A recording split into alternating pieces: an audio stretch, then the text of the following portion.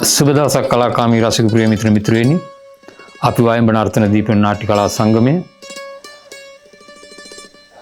මෙම මාස 27 මාර්තු 1 වෙනි දින දක්වා පුරා දින 3ක් අපගේ ගීත නාට්‍ය සංදර්ශන පැවැත්වෙනවා ඇතුගල්පුර දොරටියාව ශ්‍රී බෝධිරුක්කාරාම විහාරස්ථානයේදී.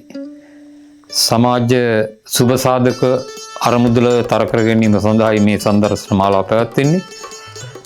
අපට ආරාධනය ලබා දුන්නේ අස්කිරි මහා විහාර පාර්ශ්වයේ කොළඹ දිසාවේ ප්‍රධාන සංඝනායක කර්මාචාර්ය පූජ්‍ය පණ්ඩිත නිකුල ධර්මපීති අවසරයි නම කියන්නට ශ්‍රී නන්දසාර සීලරත්න පඤ්ඤාසාරාභිධාන කරුතර නායක ස්වාමීන් වහන්සේ විසින්. ඉතින් උන්වහන්සේගේ බලාපොරොත්තුව මත මේ වැඩ කටයුතු සාර්ථක කරගන්නට ඒ සංවිධාන ශක්තිය සමග වයඹ නර්තන දීපනි නාට්‍ය කලා සංගමය අපේ ශිල්පීන් සියලු දෙනා එකට අත්වැල් බැඳගෙන 27 සිට 28 මාර්තු 1 දක්වා බොහොම ලෙන්ගතුකමින් මේ වැඩ කටයුතු සිද්ධ වෙනවා. මේ ප්‍රාසංගික අත්දැකීම විඳ ගන්නට, සතුටු වන්නට, මේ උත්සවය සාර්ථක කර ගන්නට ප්‍රදේශවාසී සියලු දෙනාට අපි ගෞරවයෙන් ආරාධනය කරනවා.